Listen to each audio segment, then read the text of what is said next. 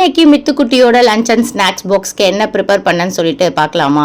ரொம்ப சிம்பிள் டிஷ்ஷுங்க. நமக்கு வந்து டைமே இல்லைன்னும் போது இந்த மாதிரி டிஷ் தான் நம்மளுக்கு வந்து ரொம்பவே கை கொடுக்கும். அந்த டிஷ்ஷில் வந்து பார்த்திங்கன்னா உருளைக்கிழங்கு ரைஸ். இதை வந்து நான் ஒரு 2-3 விதமாக வந்து பண்ணுவேன். பொடி போட்டு பண்ணுவேன், நார்மலாக பண்ணுவேன், வெங்காயம் போட்டு பண்ணுவேன். ஸோ இன்றைக்கி வந்து பார்த்திங்கன்னா ஜஸ்ட் எண்ணெய் ஊற்றி கடுகு, உளுந்து, சீரகம் போட்டுட்டு வெங்காயம், கருவேப்பிலை, அதுக்கப்புறமேட்டு உருளைக்கிழங்கு, பெருங்காயத்தூள், மஞ்சள் தூள், பேசிக்கான மசாலா, மிளகாய்த்தூளும் கரம் மசாலா கொஞ்சம் அதிகமாக போடுவேன். ஏன்னா அவளுக்கு அந்த ஃப்ளேவர் வந்து ரொம்ப பிடிக்கும் அப்படின்றதுனால லைட்டாக தண்ணி தெளித்து உருளைக்கிழங்கை வந்து வேக எடுத்து வச்சுப்பேன்.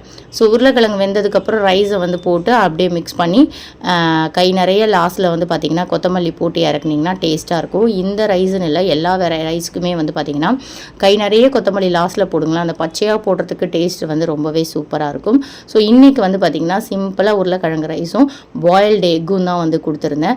ஸ்நாக்ஸ்க்கு வந்து பார்த்திங்கன்னா அவங்க அக்கா வந்து வியட்நாமில் வந்து டாக்டர் படிக்கிறா.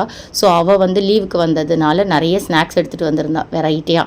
ஸோ அந்த ஸ்நாக்ஸ் தான் எனக்கு வைக்கணும்னு சொல்லி அடம் பிடிச்சி கேட்டு எடுத்துகிட்டு போனால், ஸ்கூலில் வந்து இது அலோடு இல்லைம்மான்னு சொன்னேன். இல்லை நான் பரவாயில்ல நான் பார்த்துக்கிறேன்னு எடுத்துகிட்டு போனால். ஆனால் என்ன சொன்னேன், எதுவுமே சொல்லலை போல இருக்குது. அவ்வளோ சாப்பிட்டு வந்துட்டா. பசங்களாம் வந்து இன்னும் கொஞ்சம் எடுத்துகிட்டு வந்திருக்கலாம்ல, எங்களுக்கு எடுத்துகிட்டு வந்திருக்கலாங்களா கேட்டுட்டு இருந்தாளுங்க போல இருக்குது. ஸோ நெக்ஸ்ட் டைம் நான் கொடுக்குறேன்னு அவங்க அக்கா சொல்லிட்டா.